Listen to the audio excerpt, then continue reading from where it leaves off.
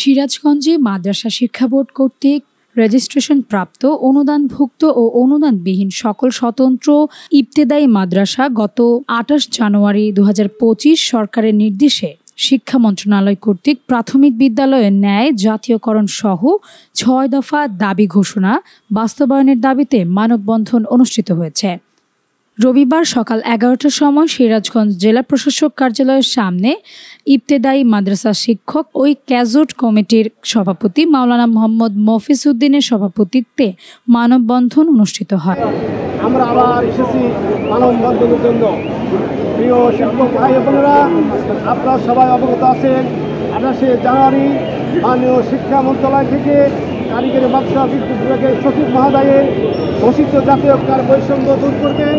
এই বৈষম্যের মধ্যে আমরা উক্ত মানববন্ধনে উপস্থিত ছিলেন সিরাজগঞ্জ জেলা স্বতন্ত্র ইবতেদায়ী মাদ্রাসা শিক্ষক আন্দোলন বাস্তবায়ন কমিটির সদস্য মাওলানা মোহাম্মদ সাইফুল ইসলাম, সাধারণ সম্পাদক মাওলানা মোহাম্মদ আব্দুল মালেক, মাওলানা মোহাম্মদ সিরাজুল ইসলাম, মাওলানা মোহাম্মদ আব্দুল হামিদ সহ প্রমুখ।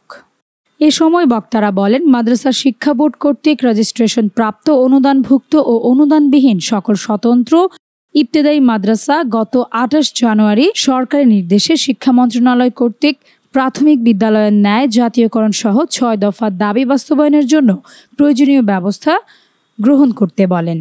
৬ দফা দাবিগুলো হলো: ঢাকা বিশ্ববিদ্যালয় শিক্ষা গবেষণা রিসার্চ ইনস্টিটিউট কর্তৃক স্টাডি রিপোর্টের সুপারিশের আলোকে অনুদানভুক্ত ও অনুদানবিহীন সকল স্বতন্ত্র ইবতেদায়ী মাদ্রাসা প্রাথমিক বিদ্যালয়ের ন্যায় জাতীয়করণের ঘোষণা বাস্তবায়ন, স্বতন্ত্র ইবতেদায়ী মাদ্রাসা রেজিস্ট্রেশন স্থগিত আদেশ ২০০৮ প্রত্যাহার করা, রেজিস্ট্রেশন প্রাপ্ত কোডবিহীন মাদ্রাসাগুলো মাদ্রাসা শিক্ষা বোর্ড কর্তৃক কোড নম্বরে অন্তর্ভুক্তকরণ, স্বতন্ত্র ইবতেদায়ী মাদ্রাসার আলাদা নীতিমালা পাঠদানের অনুমতি স্বীকৃতি, বেতন ভাতা নীতিমালা ২০২৫ অনুমোদন করুন, প্রাথমিক বিদ্যালয়ের ন্যায় অফিস সহায়ক নিয়োগের ব্যবস্থা করুন, প্রাথমিক বিদ্যালয়ের ন্যায় স্বতন্ত্র ইবতেদায়ী মাদ্রাসার প্রাক ইবতেদায়ী শ্রেণী খোলা অনুমোদনের ব্যবস্থা করুন।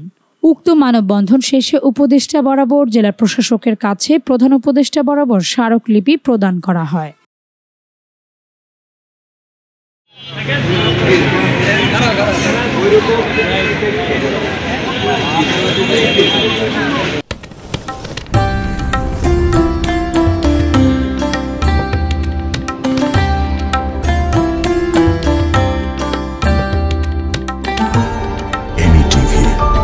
স্বাধীন বাংলার স্বাধীন কণ্ঠ।